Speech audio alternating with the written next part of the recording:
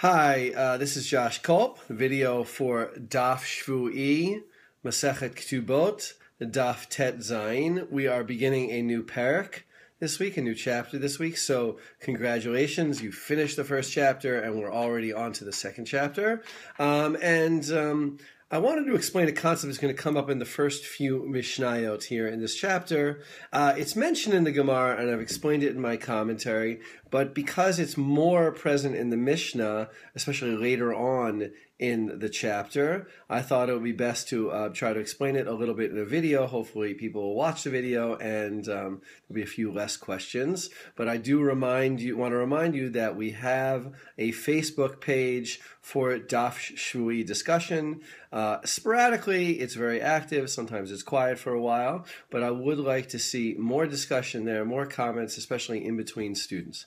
So let's go on. The concept is one of everyone's favorite concepts in Mishnaic legal system. It's called the Pesha Asar Hu HaPesha Hitir. The mouth that prohibits is the mouth that permits. So the case is like this.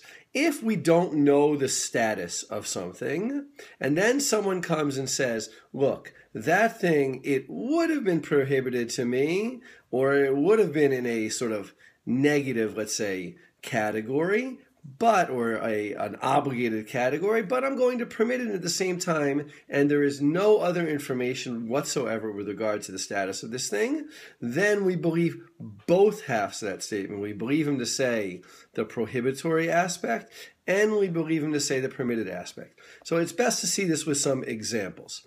The first example from the Mishnah is a person says, look, this field, it used to belong to your father, and now I bought it from him, so it belongs to me. And the other person has no evidence whatsoever whom the field belonged to. Trying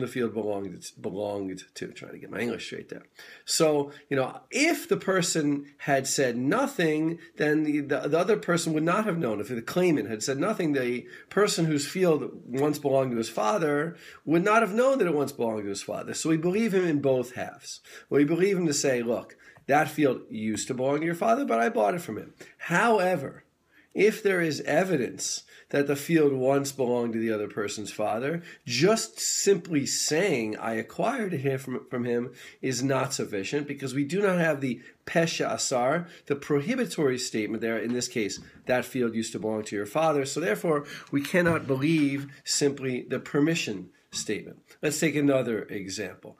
Witnesses come and say, look, we did sign on that loan document, for instance, but we were invalid for some reason. Either we were minors, or we were forced to sign, or we were otherwise disqualified as witnesses. So they, on the one hand, admit that that is their signature. We said, look, I did sign on that document. However, the permission statement is basically saying I'm going to undo that document. This is the hitir part, by saying my signature was not given in a valid way.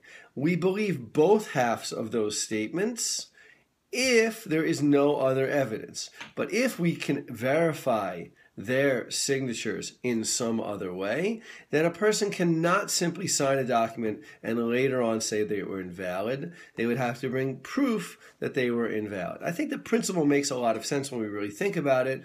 Basically, if we have no other information from about a certain situation, we have to believe the entirety of a person's statement.